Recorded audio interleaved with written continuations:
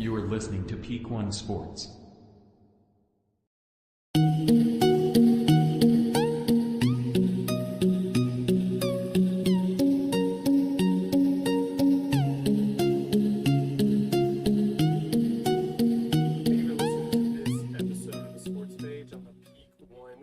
Network.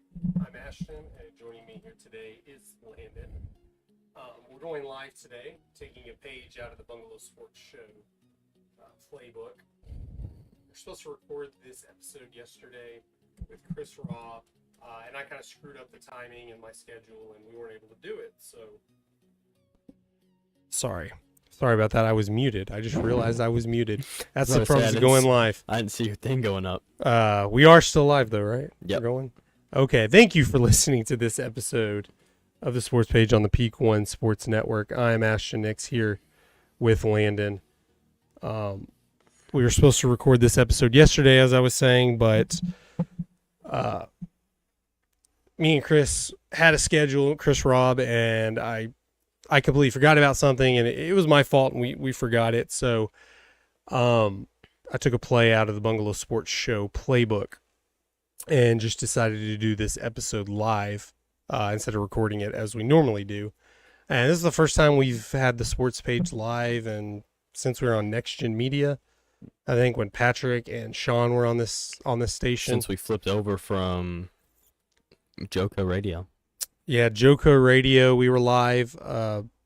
Yeah, it's been a minute. We've just had the sports podcast, but thank you for listening to this episode of the Sports Page on the Peak One Sports Network. Make sure to subscribe to the Peak One Sports YouTube channel and hit that notification button so you know when we're going live, like right now, or you know when a new episode drops, and you can listen to your favorite Peak One shows however you listen to podcasts. Before I forget, let's go ahead and thank our sponsor, Betalytics. Don't bet with your gut. The Betalytics dashboards allow you to quickly identify the top-graded best bets and hottest trends. The Betalytics uses AI machines to learn algorithms and create accurate simulations, player props, game predictions, betting line evaluations, best bet recommendations, all that great stuff. They do an amazing job if you find yourself doing a lot of bets, a lot of sports gambling, and you're not just doing so well. Mainly NHL, NFL, NBA, and MLB don't, like Cole said, they don't have UFC yet or any MMA, but you'd like a little help, go ahead and set up your account at Betalytics and go ahead and use our promo code PEAK1 for 25% off when you sign up today. Go to Betalytics.com to start betting smarter. And we have this Betalytics cap giveaway going right here on Peak One. If you watched the leadoff last Saturday or you follow our social media, we are giving away this hat, this Betalytics hat. It's blue. I don't know if the lighting shows it. It's like dark blue, navy. All you have to do, comment on this show or the leadoff, comment at social media and just tell us you want this and give us a good way to contact you so we can tell you that you won. Today, let's jump into a couple of topics first before we talk about the main topic of today's episode.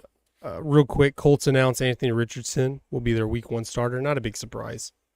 Number 4 overall pick. It would be concerning if he wasn't going to be the starter. It would be pretty weird if he wasn't starting day one, I think. Zeke to Patriots. I think it's a pretty good move by the Patriots. Good for Zeke. He's a functioning running back. He's productive. He just wasn't productive enough for the money he was being paid in Dallas. Here he signs a $6 million contract, I believe. You go back and look at his stats, he really hasn't been as bad as most people thought he has been. It's just when you're making $15 million a year. We'll expect you to be a top 3 running back. Yeah, he scored, he scored 12 touchdowns last year, 900 something yards, maybe 800, and the year before 1,000 yards, and even a couple of years ago he did have 1,300 rushing yards.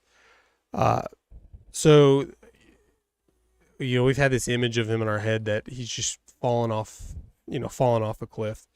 when really he's been splitting a lot of his, not near as much as he should have, splitting a lot of his running plays with Pollard. Yeah.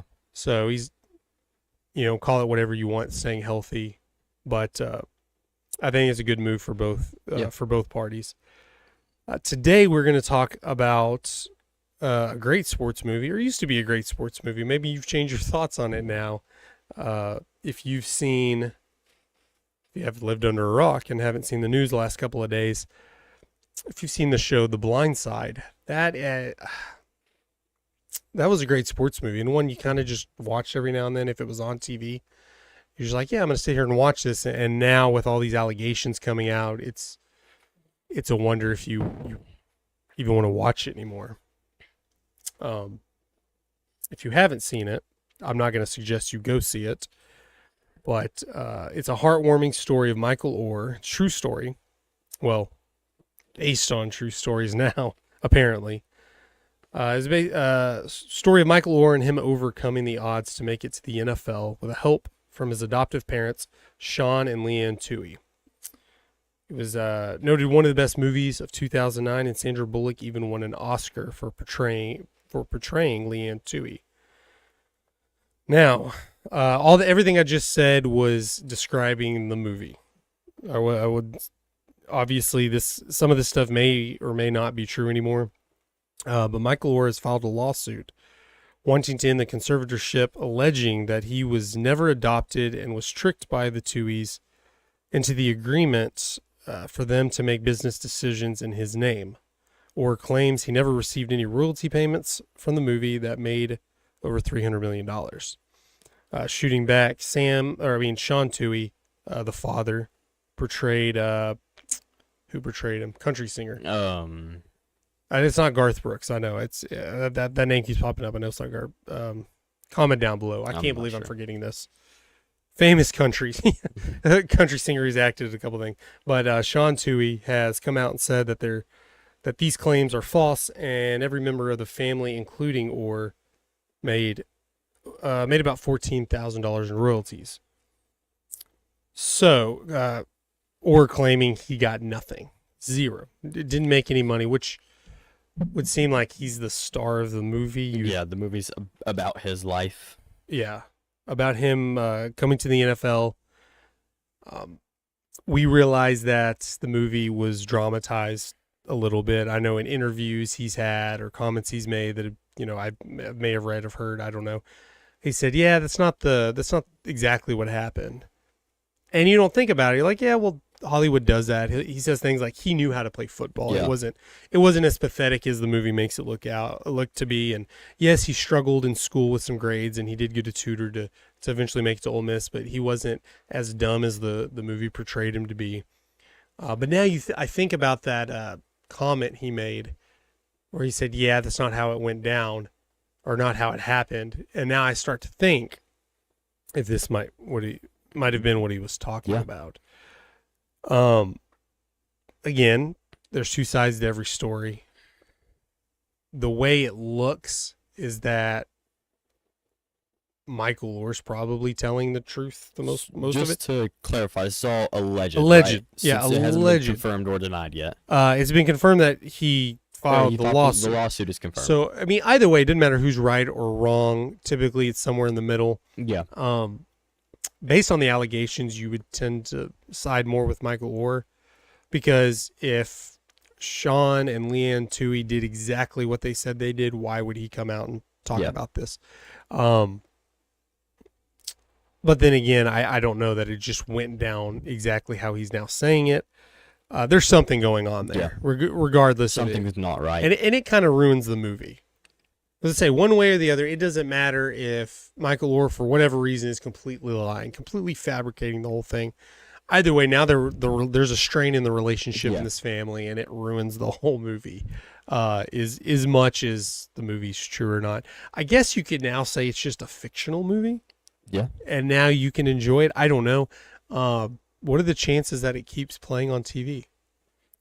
Are TV stations going to play it now? I think it could go one of both ways. It could go one of either way.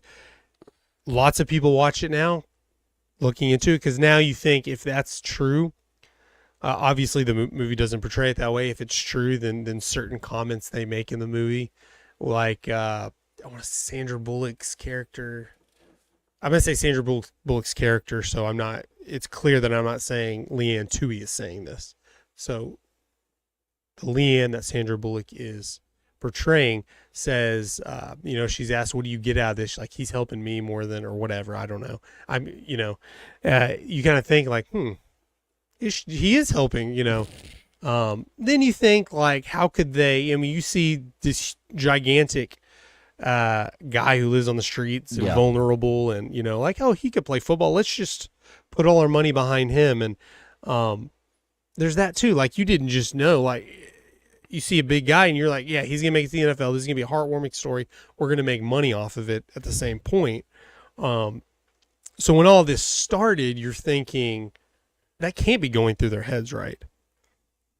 You don't think? Like, maybe they are being charitable to an extent, and then they just dollar signs hit their eyes when they realize how good he is at football. I kind of started thinking about it and thinking that maybe he didn't sign papers until he was a little bit older. Well, I did see a comment. I did see a comment that Sean Tui said it definitely didn't go down that way. Yeah, we didn't adopt him because he was 18 or whatever. I do remember I'm trying to think. Because he was, in the movie, he was pretty older. In the movie, he was about, he was a senior. In the movie, he was 17. Because I remember they had a comment, like she's having lunch or brunch with her friends and they kind of joke around and say, "Are you going to adopt him?" And she's like, "Well, that really wouldn't make sense. He's about to turn 18 or something like that." So I don't even know if the movie even says they technically adopted him, but I guess that, I mean, I don't know that that's like a red flag for this whole thing. Yeah. I know people have tried to take side and say, well, they scammed him. He was living on the streets and now he plays in the NFL, whatever. Yeah. Either way, it's not, he's not saying, hey, I got screwed in my life and now I'm pro. He's worth $16 million, I think. And they're saying he wouldn't be saying this if he was still in the NFL or this or that. I don't know. I don't know why he came out and says this now. I usually put it, give the benefit of the doubt to the people who are, the victims in situations like this.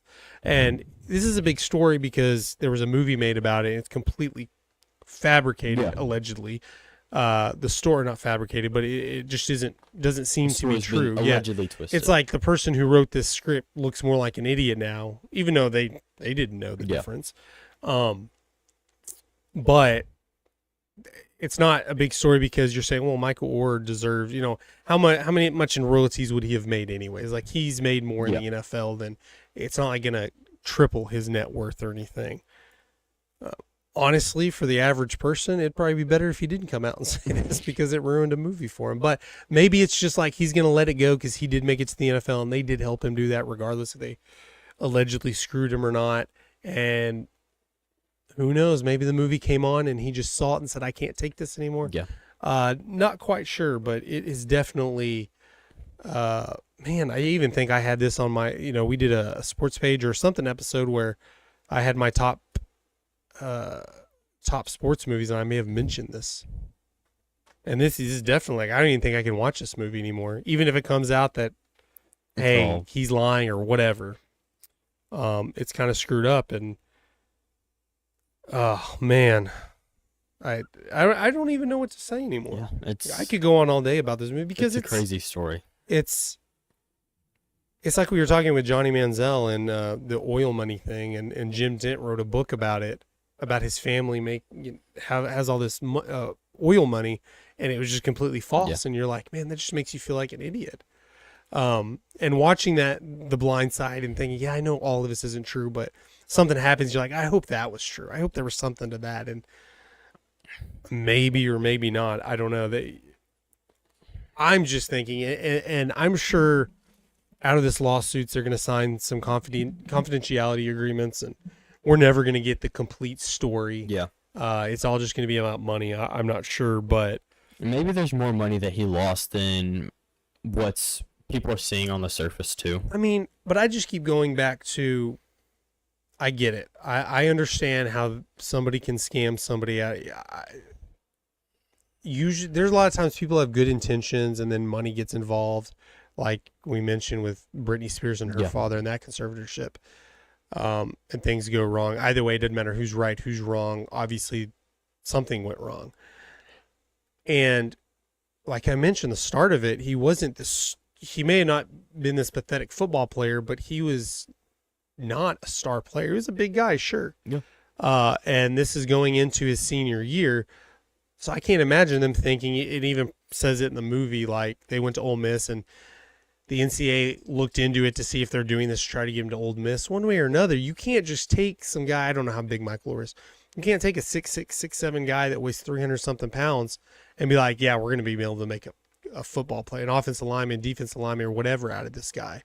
You definitely have a leg up if he's that big, but it would take a lot. If that's just what they saw, like they saw money signs, they got really lucky that it happened on the first try, So yeah, I don't think we'll ever get the full story on this, but as a sports fan, as a sports movie lover, I don't care how cheesy some of them are and how unrealistic a lot of them are. I like your heartfelt sports movie. All of us are paying the price for this.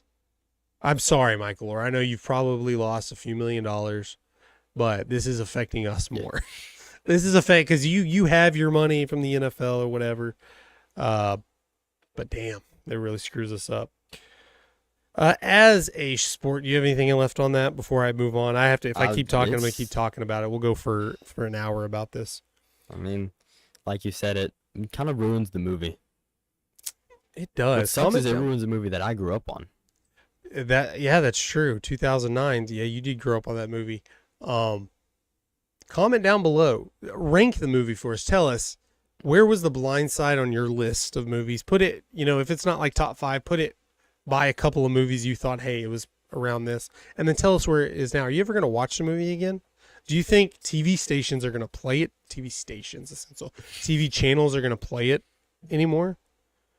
So all the royalties on it are just gone now if nobody plays it. Or is it the exact opposite? Is it one of those, hey, this is going to be a big deal now. Everyone's going to go buy it. Yeah, everyone's going to go buy this movie. I bet you anybody who hasn't seen it's going to go see it, but it was a pretty popular movie. I think most people kind of like you said, she won an Oscar off of it, so. Yeah, which was funny. People are saying she should give it back, which is stupid. That makes no sense. She didn't do anything. I mean, if anything, she deserves even more credit because if allegations are true and Leanne Tui is this terrible person, this scammer, she portrayed her as this amazing saint of a woman. So she deserves even, more. I did see someone post that the sequel is going to be lit. They should make a sequel of it now, right? Okay. We can't be a DFW based, let's say sports podcast, but we're live right now, but sports show if we don't talk about DFW sports teams. More specifically, the Texas Rangers, who are doing really good right now. They're 72-48, best start in franchise history. 3.5 games up on the Astros. Doing great. 2 games back of Baltimore for the best record in the AL.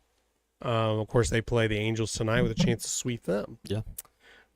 Corey Seager having an MVP-like season. Unfortunately, he's not going to win it because Shohei Ohtani he's got to win it unless just – I know he's pitching less because of fatigue, but I mean, I don't think there's a way he doesn't win it. Although Corey Seager's hitting .350, 22 home runs, 73 RBIs, OPS of 1.076, and all that in 77 games. Of course, he's had a couple of stints on the IL. That's great. You think if he wouldn't have gotten injured, he'd have a chance at winning the MVP? I don't know. It's because hard. You have to factor in the Otani's pitching, so he is. I mean, he's not playing the same game everybody else is playing. Seager's missed roughly 40 games. Not that he'd play all the games because you sit out, whatever. But let's say he plays, he'd play over 30. So with 7, just going off his numbers, I know it's not exact math, but just on the paces he's going, in 77 games he's hit 22 home runs. So 33 is just under half. So add another 10 home runs. Yeah. So he'd be at 32 home runs, probably close to 100 RBI. Ohtani has over 40. Yeah, he has some of the most, I think, in the MLB. He's a home run leader. Yeah, I know a lot of different stats, very important stats Seager is leading in, but when you're talking about, I don't know Ohtani's batting average, but it's somewhere around there. He's got more RBIs, more home runs, and then he's pitching. So, of course Seager has no chance, but he's having an excellent season, one of his best seasons ever. And then Max Scherzer obviously had a rocky first couple innings for the Rangers, but just dominant now. He's 12-4 in the year, 3-0 with the Rangers. It's a 3.67 ERA, which is really low to think about it because I know before the Rangers got Scherzer, there was rumors and people were saying he's having such a bad year. He's getting lit up, and you're looking 12-4 at 3.67. It's not Cy Young like, but it's not getting lit up. Yeah, not at all. And he just pitched the other day against the Angels in the first game of the series. He's gone 7. He went 7 innings, giving up no runs, a hit, striking out 11. Yeah, that's great. I think it's hard to say Scherzer's the ace. I mean, that's just kind of a title you throw out there. I mean, after opening day when you have your ace pitch, it doesn't really matter. You're just kind of going through the rotation. Yeah. When the playoffs get here, it does matter, and I think Scherzer's going to be that, assuming he doesn't just fall off the cliff. Yeah, assuming he stays on this, either directly on this path or starts trending upwards. Yeah. Where his ERA might slim down a little bit. I mean, what he has now it's not bad, but you can definitely get better. But I don't have it here, but his ERA with the Rangers in those 3 games, it's a small sample size. They played the A's, the Angels, and the Giants. I don't remember all of his 3 games, but they weren't against great teams, so take that with a grain of salt or however you may, but his ERA is like 1 something with the Rangers in those 3 starts, maybe a little bit higher than that. But, I mean, you have Dunning, you have Gray's pitching tonight. Mm-hmm. A lot of great starters for the Rangers. Yeah. And I think a big part of the Rangers right now, why they're doing so good, because they've had a lot of really big injuries. It's just their depth is insane. It's like someone gets injured and next guy steps up and he goes. Jonah Heim gets hurt. Garver, he's been looking great. Seager and Young have both been hurt. Young's hurt now. Seager's hurt 2 other times. Ezekiel Duran jumps in there and he plays whatever. He's just infielder. I thought they were going to trade him, but you could probably get a lot of value for him, but you just have that random infielder that can start anywhere. And then DeGrom is out for the year. Dunning all of a sudden starts pitching better. You still have, you have Perez in there who, he's having an off year, but he's jumping in there in random relief stints and appearances and is doing great. That is what you want when the playoffs come. It's not exactly your how your stars are doing. It's how deep you can get your team. And man, not even really like the team, because position players will get hurt. But during the playoffs, you don't really see people getting hurt that much. But you see players with shorter leashes. Really, it's the bullpen that you need depth in during the playoffs, and that is what they have your bullpen, a ton of. And your bullpen gets more depth in general because you go like to 3-man rotation and your starters pretty much in playoff, because you're playing 2 games in a row, missing a game, 2 games in a row, off day. And when you're saying Gray, Dunning, and Scherzer are your 3 starters, you have 4 potential really good starters that are going to be in your bullpen in the playoffs. They could just go in there. If Dunning's not having a good game, Doesn't have to screw up our bullpen. Go in there. You're used to pitching 5 innings. Like I said, they have shorter leashes, so they don't wait for you to hit yourself out of a slump necessarily, or pitch your way out of it like they normally would when we have 162 game season. And I think, let's just swap you out. Let's let him go today and then reset you, whatever. But the Rangers are an exciting team, and if it wasn't for the Orioles just being a really good team because they've been, I'm going to say bad. I talked about it last week when they suspended their play-by-play announcer for talking about how bad they have been for maybe not quite the last decade, but that's how you get good. That's how you become good if you're not going to sign big money free agents or trade away your farm system. You've done a great build up your farm system. How many number one picks have they had? They've done a great job of building those guys up. Yeah, guys like Adley Rutschman, he was a drafted guy. Yeah. Coming up, Gunnar Henderson. They have a stacked team as well. Yeah. A great young team. They'll be a good team for a long time. Honestly, right now, and I know technically the Rangers do have a better record than the Rays, but if the Rangers face the Rays, I think the Rangers. There's not a team outside of Baltimore that I would feel confident, or I don't feel confident the right way. I feel confident of every team except Baltimore that the Rangers go up against in the playoffs. I don't know about the Braves. Obviously, that'd be the World Series. I'd be but like, that's a good problem to have if you're going to make it to the World Series. Yeah, the Braves and the Dodgers have been doing really good lately. I think though the Rangers are in a good position. You just have to worry about your division right now. Yeah. If you can get the number 1 seed, great. But if not, don't worry, because the winner of the AL West is going to get a bye week regardless, just because of how bad the AL Central is. So just win your division, get the bye week, and you don't have to, or bye series, however it's called. And then you go into the divisional series. And then, the Rangers are doing good. The Cowboys are about to get started. I think next week we'll talk more about the Cowboys. But, guys, thank you for jumping on. It was a quick show. It was live. We had some technical difficulties, but I'm glad everyone was able to get back to this. I know we don't need to get into it. If you know, you know. But, again, thanks for listening to this episode. Make sure to subscribe to our YouTube channel. Click that notification button. Follow us on our social media platforms. Thank you, Landen, for coming in on short notice. And until next time, I'm Ashton.